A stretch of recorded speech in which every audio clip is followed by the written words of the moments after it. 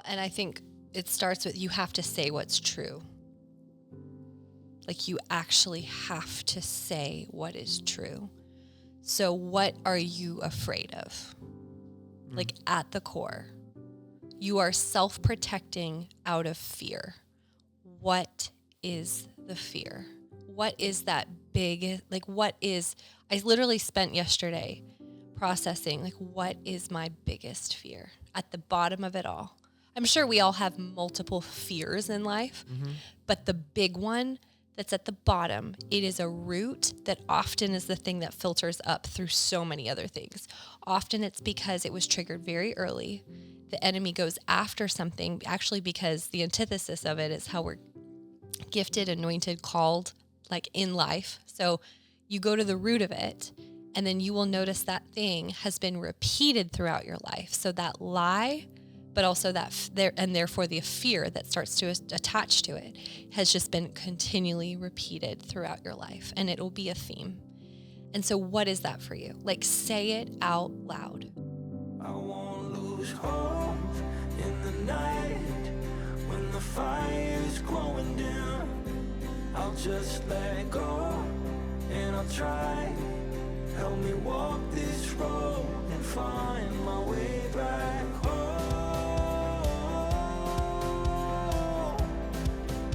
Find my way back home.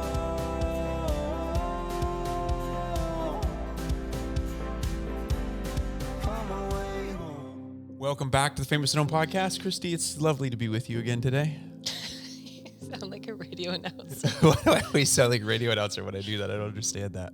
It's like, Welcome back to the Famous or Known it's like Podcast. the 6 o'clock news. It's lovely to be with you here tonight. It's a lovely day waking up. Breaking news. Today we're talking about Rainy Tennessee. self-protection.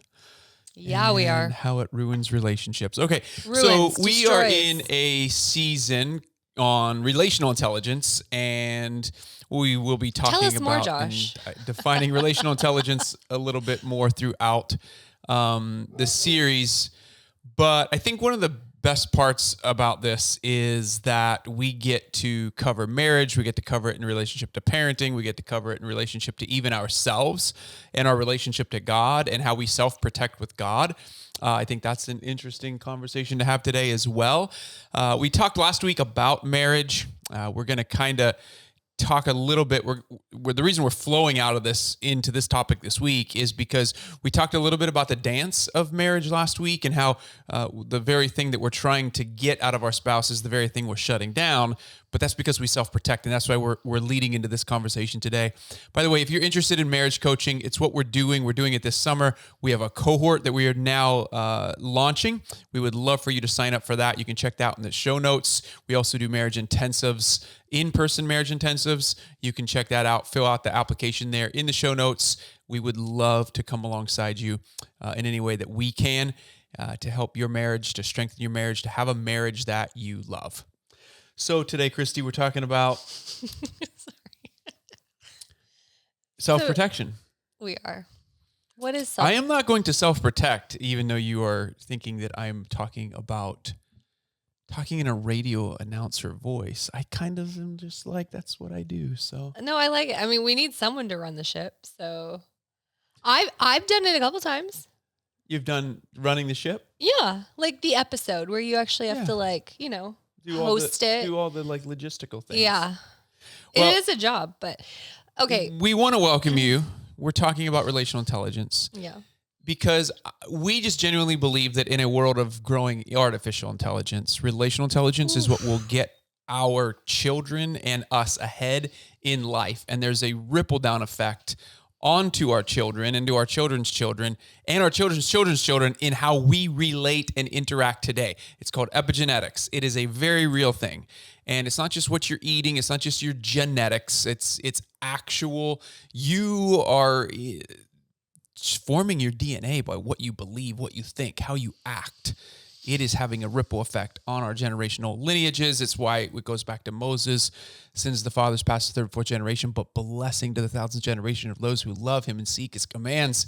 And that is our heart for you, is that we can pursue his commands and that love, that steadfast love be passed on. So that's that sets us up into self-protection today. Okay. You know what I just thought of though, as you're talking about artificial intelligence and the relational intelligence being the antithesis, I think, and also the antidote, but is self-protection actually not artificial intelligence? Like it is our body's attempt at artificial intelligence. It is the nervous system's approach to protecting you from that thing happening again. And it's running, well, like literally this is hitting me in real time. Okay. So this is not prepared.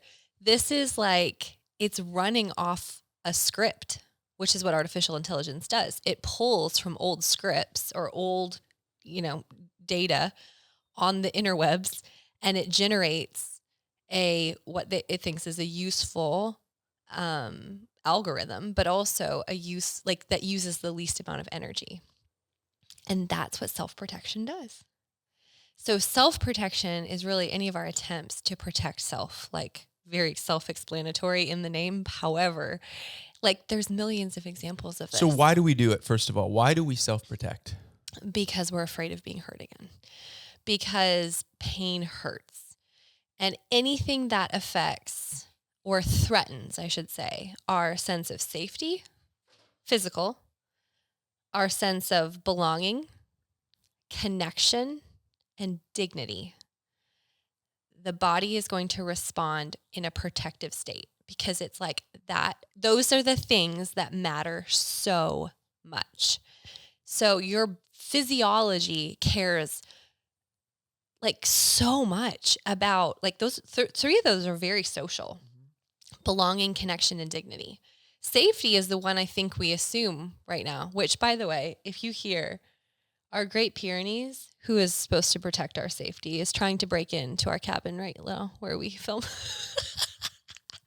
It's like farm life. So he might just run through here in a moment. He feels He keeps safe with trying. us. Hi, bud. I see him. I He see his feels little. safe I with see your us. eye. I see your little nose. He was so sweet. We talked like he's a baby. He's like a massive, a big guy, massive giant. So what? So we self-protect because we don't want Sorry, to get back. hurt again, and Yeah. there are ways that we self-protect. But yes. And so the ways we self-protect is the nervous system cares very much about your energy. So it doesn't want to come up with new things and new ideas every time because that takes so much energy. So it's going to go back to the last thing that worked. So it's going to try like running off an old loop, like an old pattern. And the trouble is most of the time, those are out of date.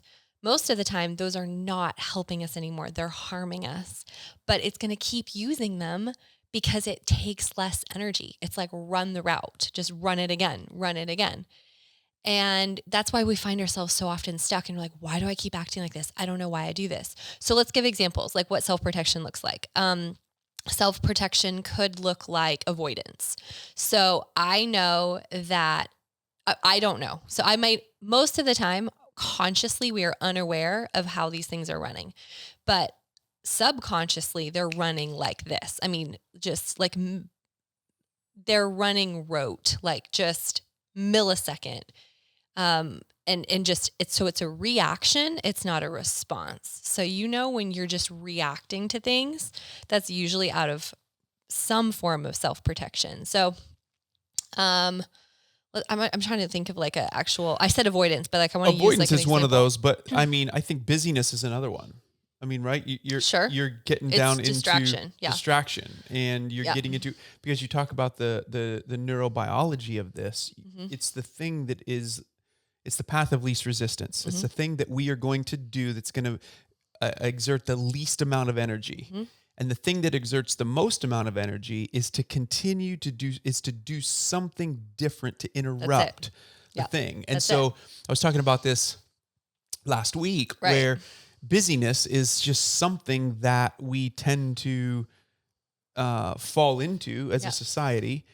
And I remember I read that C.S. Lewis, there's a quote attributed to C.S. Lewis where he says, busy people are lazy people, or that lazy people are busy people. If you're busy, you're lazy. And I was like, whoa, wait a second. And he said, because busy's easy.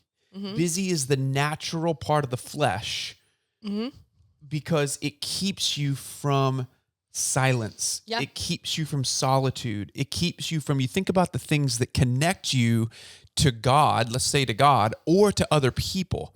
Relational connection is inhibited by our busyness, our to-do lists. As Christi would describe, as that's when there's a threat to our safety, our dignity, our connection. What happens is we get down into fight or flight. And what we do is we perpetually live in fight or flight, doing. And Paul writes in Galatians, crucify the flesh. This is right before the fruit of the Spirit. And we talk about emotional and spiritual maturity going hand in hand. So relational intelligence is our ability to have emotional intelligence, emotional awareness, emotional connection with the Holy Spirit and hearing the voice of the Spirit of God in your life. The trouble is we are afraid to hear the voice of the Spirit. So when we talk about self-protection, it really starts by us protecting ourselves even from God. Because if we slowed down enough just to be in his presence, we'd be scared of what he might want to say to us. Or that he might not speak. And the reality is there's a whole bunch of stuff going on in our lives that is not preventing him from speaking, but preventing us from hearing, because he's always present with us. So we have to think about this in relation to how it affects our relationship to God, relational connection to God, but then how it impacts my relational connection to my wife, and then ultimately how that overflows into my relational connection with my children. And so what often happens is, and we have examples of that even in our own children, how we self-protect from our children, and then our children don't feel seen by us. And so there's various ways that we tend to self-protect in relationships, and we do this to continue to protect ourselves. Busyness is one of those ways. The inability to slow down, right? The inability to sit in silence, if you're scared of solitude, if you're scared of being by yourself or sitting alone with God, there's a chance that your guardian, as we describe it, or that you're self-protecting in some way.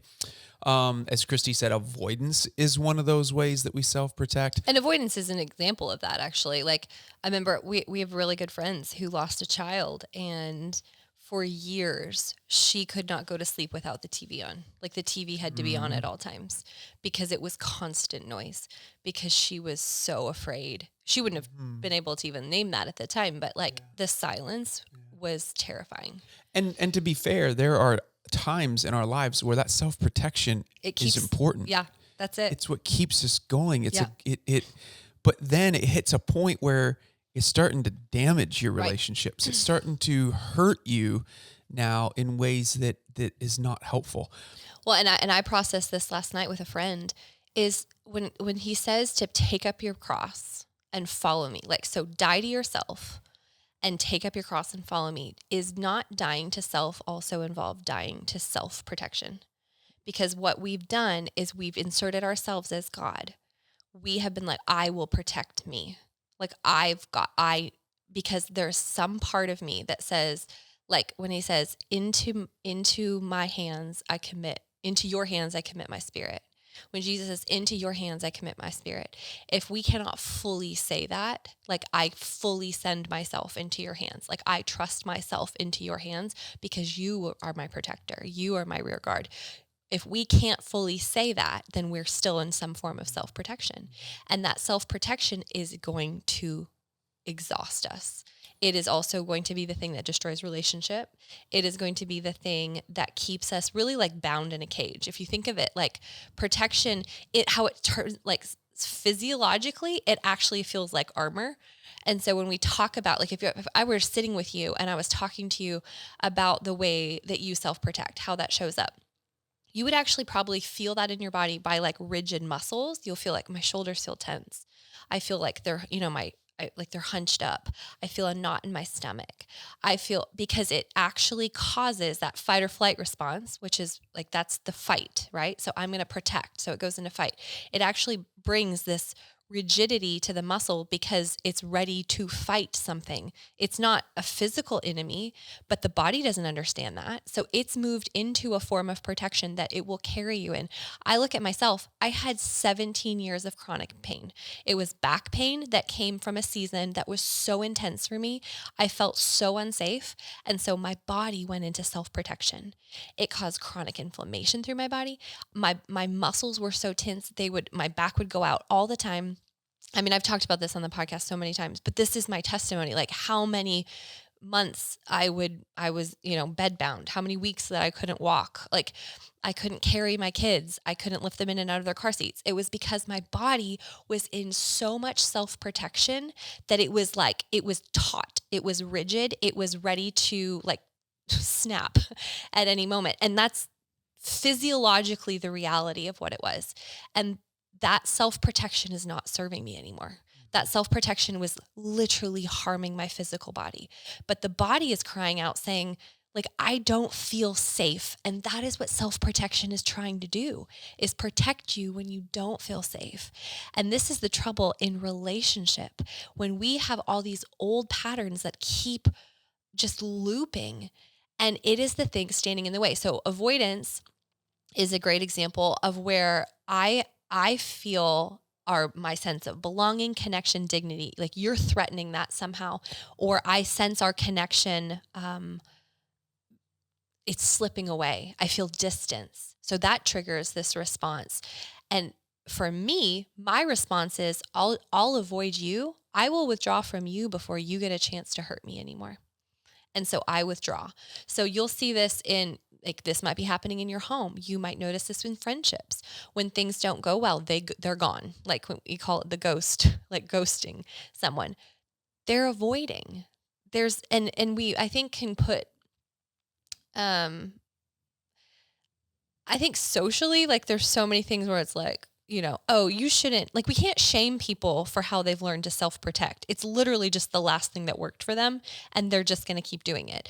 It's the same with fight. Like you may go into self-protection and you may be the one who is argumentative and you come in hostile. Which looks more like self-promotion than it does self-protection. Yeah, it's a way of protecting yourself. Totally. But it looks like self-promotion. Oh, it's so big, and it's people that come in hot, and you know what that is.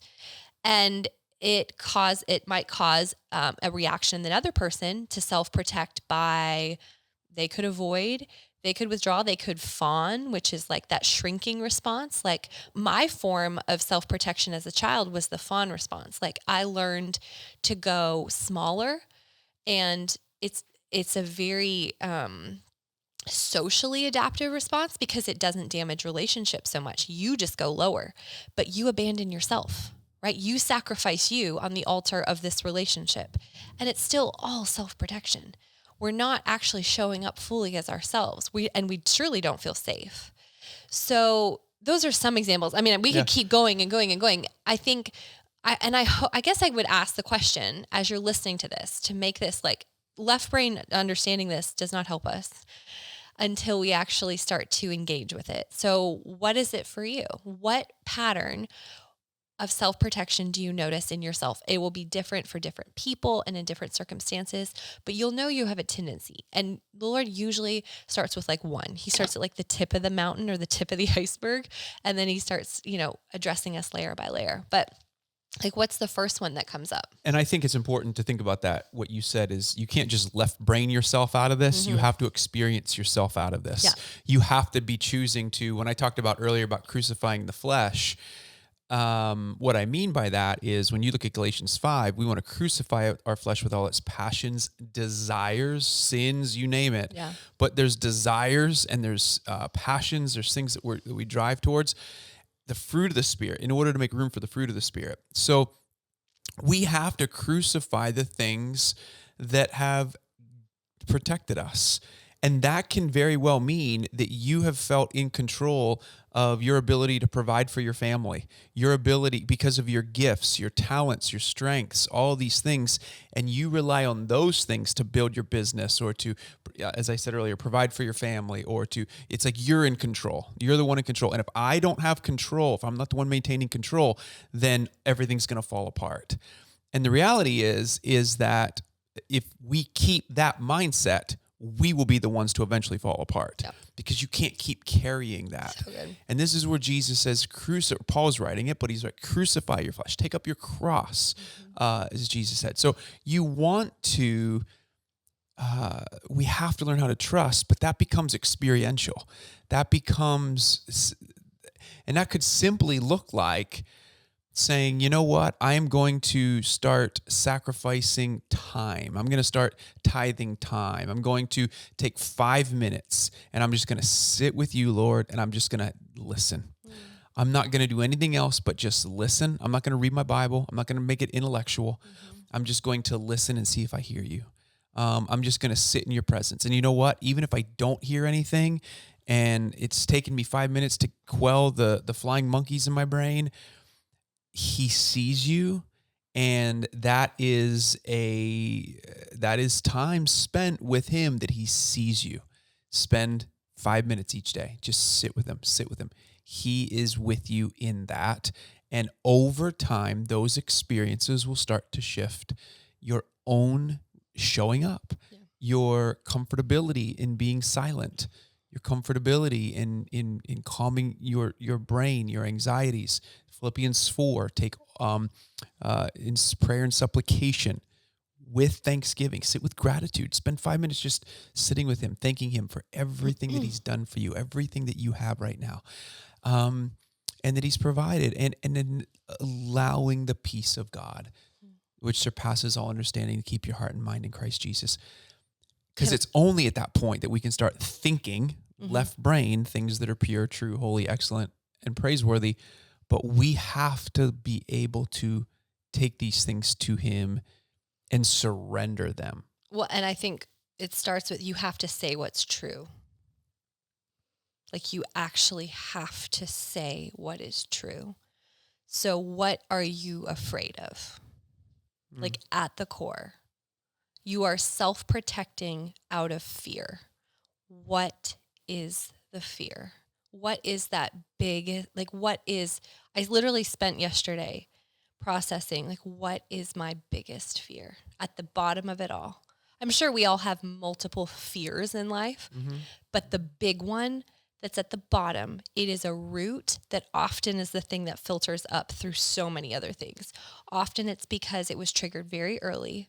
The enemy goes after something, actually, because the antithesis of it is how we're gifted, anointed, called, like, in life. So you go to the root of it, and then you will notice that thing has been repeated throughout your life. So that lie, but also and therefore the fear that starts to attach to it, has just been continually repeated throughout your life, and it will be a theme. And so what is that for you? Like, say it out loud. And because saying what's actually true, it really starts to calm. Like, I say that and I'm like, like, I got to the bottom of it where I was like, that is my biggest fear. And one of the things that's important to do that is because if it's in the dark, the enemy can take a hold of it, which is why John says, bring things out into the light. Yeah. And then to share it with those that are closest to you, because they can pray for you, and they can pray protection from that fear for you, so that, like, when you, as you're moving through life, it's like you have people on your team, on your side, that are like, that thing, like, you can go be brave and go do these things. I know this thing is at the root. And whenever that thing starts to get triggered or poked out a little bit, that's when we go squirrely, right? That's when we act so weird in relationships, and when that little part of us is triggered. And perfect love casts out fear. Yeah. And so for your ability to share your closest fear with those that you love is so that those that you love, you feel safe with, because now all of a sudden they understand that and they can help protect you in it. Yeah. And, like, I was processing it last night, and I went back to first grade. So grade 1, which for me, it was the first time. And often if you were to sit with a counselor, that's typically what they'll do, is take you back. Like, when's the first time you remember that coming in, that fear, that lie? What's the first time you experienced it? And it was first grade. And I walked outside on the playground. And until then, I was, like, friends with everybody, like, I was just going along with life, so delighted. And I walked out to the side, like the fence of our playground. And there was a group of girls over there, girls that I was friends with. And I walked over and I was wearing a jacket because it's Canada. And so we probably wear jackets more than It's also why it's grade 1, not first grade. I know. I'll never change that. I can't do it in my brain. And I walked over to these girls, and this one girl came out and like approached me, and she says, "What does it say on your zipper?" I was like, "What?" Like, she's like, "What are the letters on your zipper?" And I looked down, and I don't know if you've ever noticed, but there's like little letters on a zipper. And if you didn't have the letters YYZ, YYZ, baby. the YYZ club, if you didn't have the letters YYZ on your zipper, then you weren't allowed to play with them. And I will never forget the feeling of looking down and like seeing two of my like closest friends lived in my neighborhood, like played all the time. Our parents are friends over there. They clearly had YYZ on their zipper, and I did not. And I just remember putting my head down and like walking away like alone. And it still brings tears because it was like the first time that I remember feeling like someone else gets to say if you're included or not. Someone else gets to say whether you're enough. And it's some arbitrary set of rules that I don't even know what the rules are.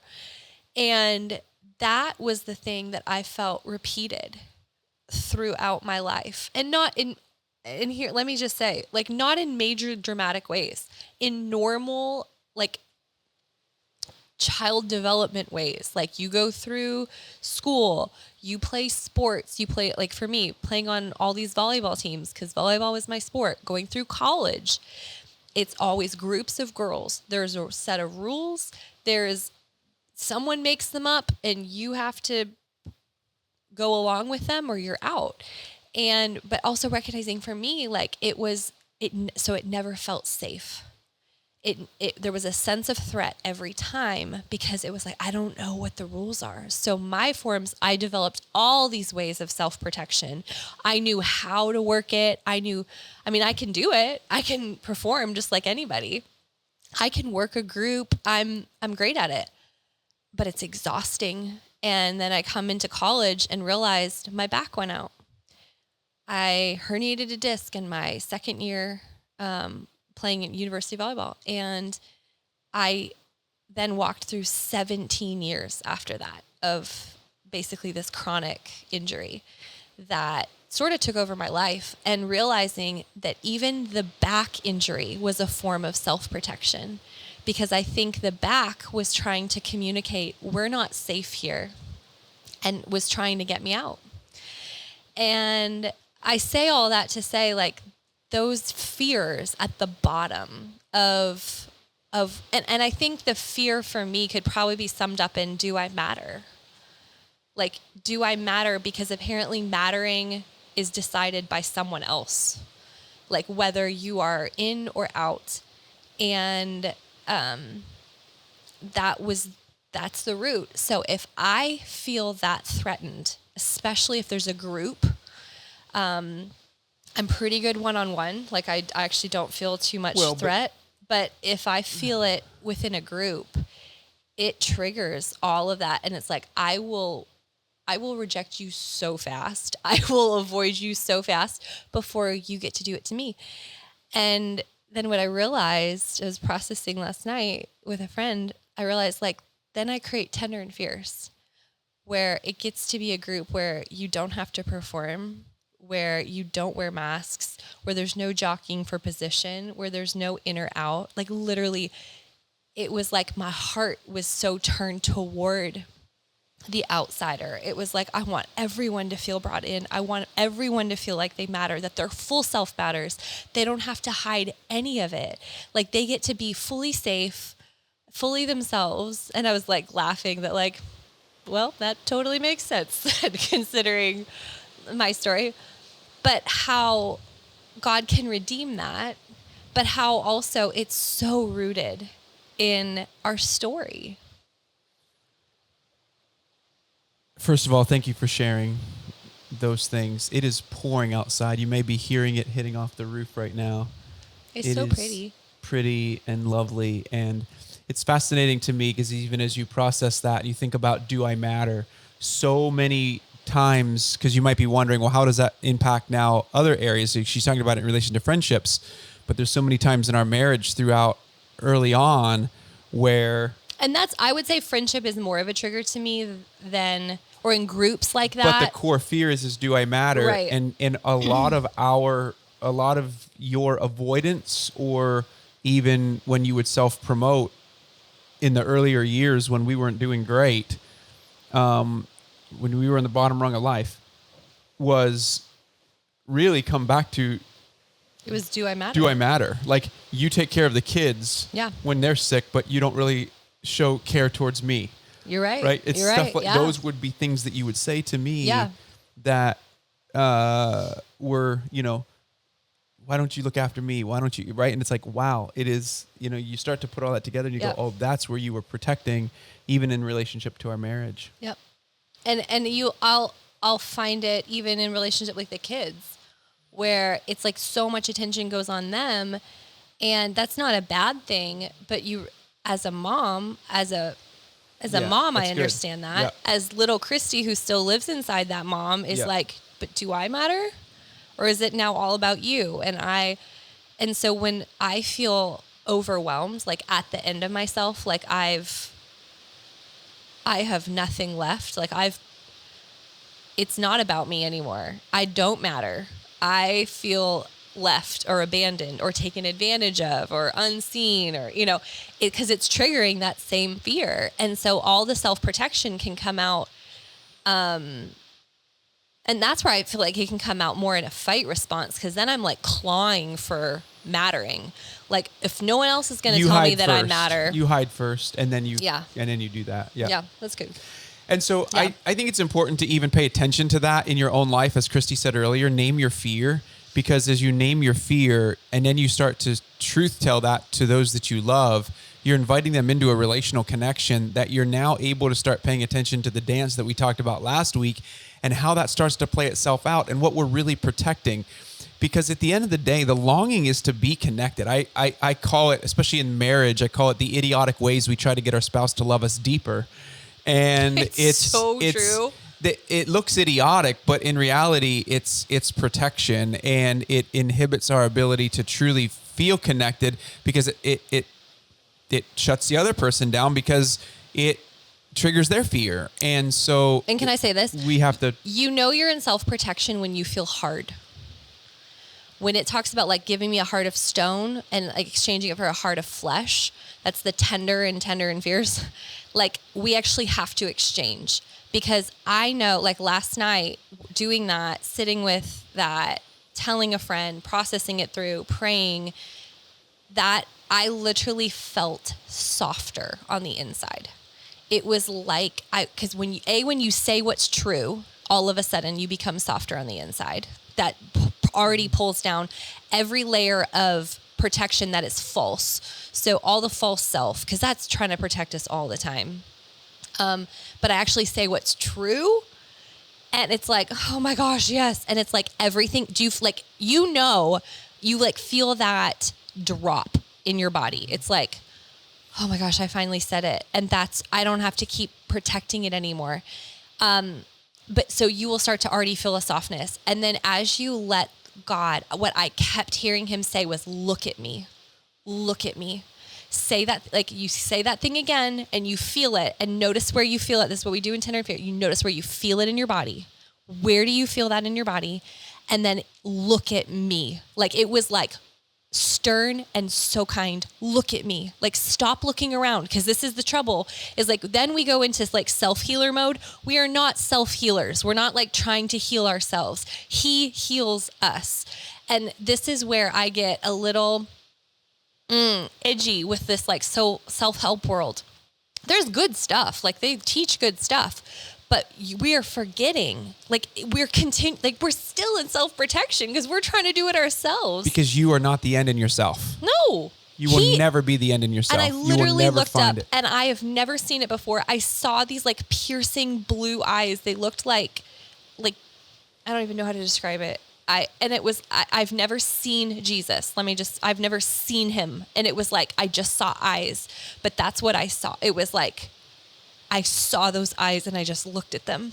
And so I just kept doing it again and again and again with every experience of like, oh gosh, that hurts me. And that's where I go to self-protect. And it was like, look at me. And I would look and I would hear him, or I would sense something, like him say something where it was like a correction, like the truth. He says what's true. And I just invite you, like that, you can't manufacture that on your own. That is where we actually have to believe that either Jesus is real or he is not. Either he is our healer or he is not. Either he is omnipresent and he is with you always or he is not. Either he is speaking and he speaks and that you are designed to hear his voice. Like my sheep hear my voice. So it's not that he's not speaking, it's that we can't hear. And we're not hearing because we're in fear. And that is literally what Tender and Fierce, like that's what I do in Tender and Fierce, because if you are living in fear and in self-protection, you cannot hear him because you are in so much threat. And so we have to calm the body in order to attune and heal the soul, in order to let the spirit in us, like the Spirit of God that is in us and the spirit that he has put in us, to commune and connect, because that's what they're designed for. But I fully believe when we're stuck in these other two areas, body and soul, we can't. And so that's my spiel. Amen. I don't even, other than to say, I mean, at the end of the day, I mean, it is crucifying your flesh. It is coming down to a place of experiencing his presence in the middle of the fear. Yeah. Because if you don't experience his presence in the middle of the fear, it's like, but here's the thing. You're going to find ways to self-medicate the fear. I really believe, though, I have so much compassion for people who are living in fear, who cannot hear him because of the fear. It's so loud. 100%. Your whole body is Trust me, railing. been there. Yes. Your whole body is railing against you. Like you cannot hear in that state. It's like a toddler throwing a temper tantrum. That whole part of the brain, they cannot reason. They cannot think clearly. If you feel clouded and numb and confused and you are living in fear, and that is not your, like, I'm not saying that's your fault. I'm also not saying that you're not in partnership. Like you have a role in that. We all do. But like I'm saying, I'm telling you stuff out of real time. Like this isn't like years ago. This is like, it's a continual process of this. We will live with fear our whole lives. But you and I have been softening over the years. You mentioned this as a core root.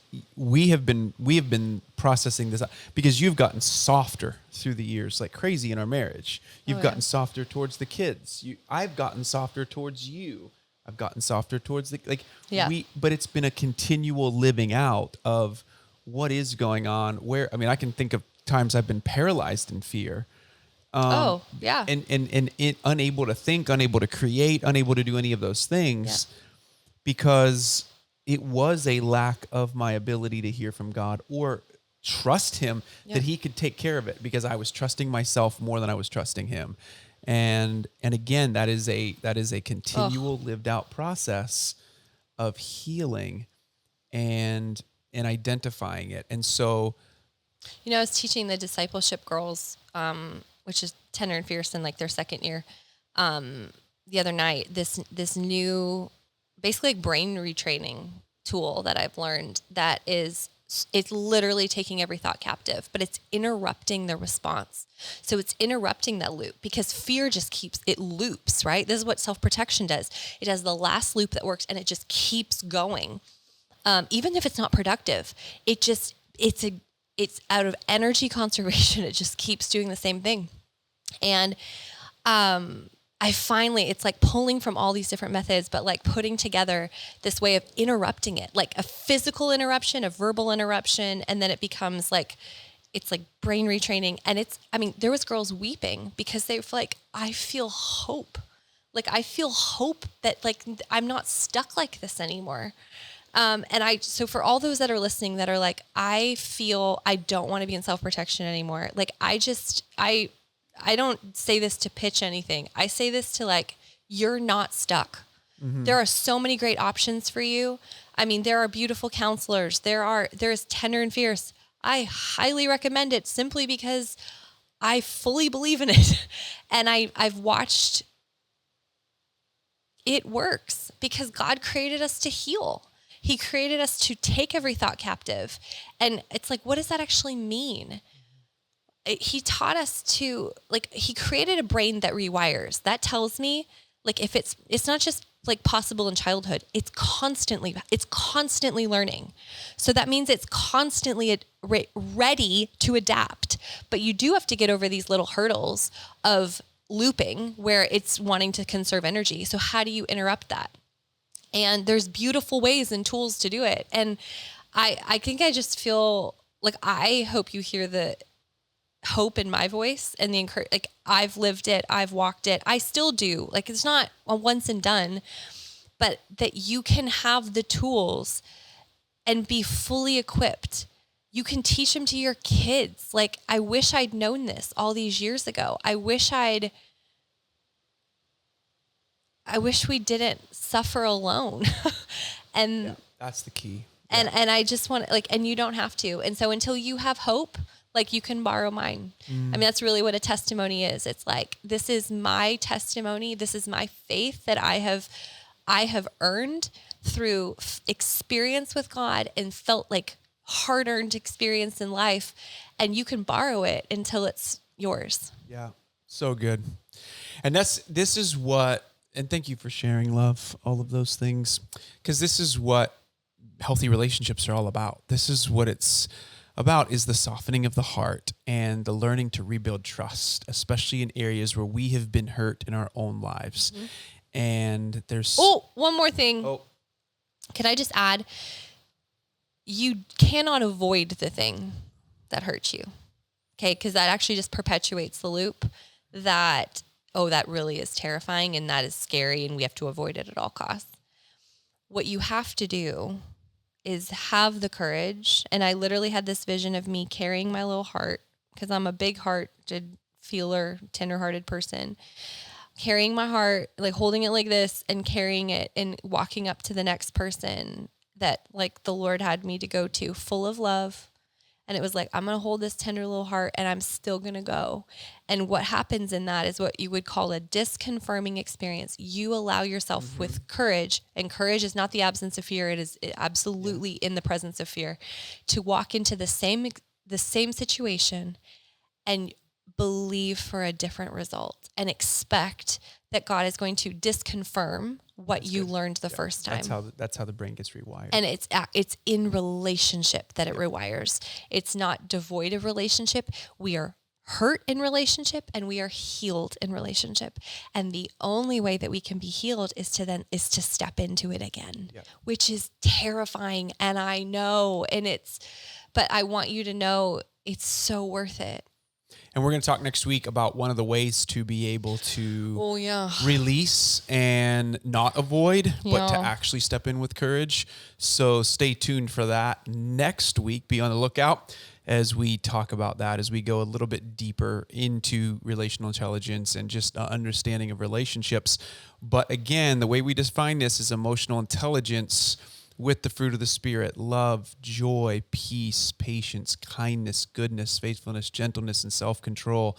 We're developing these things as we learn to trust in Him for our relationships, as we learn to trust in Him for our lives, our well-being, our rest.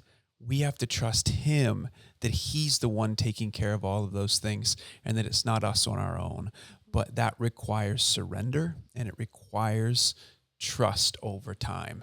And as we heard from Christi today, just even the ability to be able to label your fear, to talk about it, I hope that is, even as a start today, label it, define it. What is it? And then how do you react? How do you self-protect as a result of that? And if you can even start to find some of those ways that you do that, your fear, how is it you're self-protecting? It's a great start to begin to see. Then you talk about it with those that you love. And it's the start towards experientially changing how we interact with others at a deeper, more intimate level where we can trust. So until next week, I hope that you realize that the greatest red carpet you will walk is through your front door. All the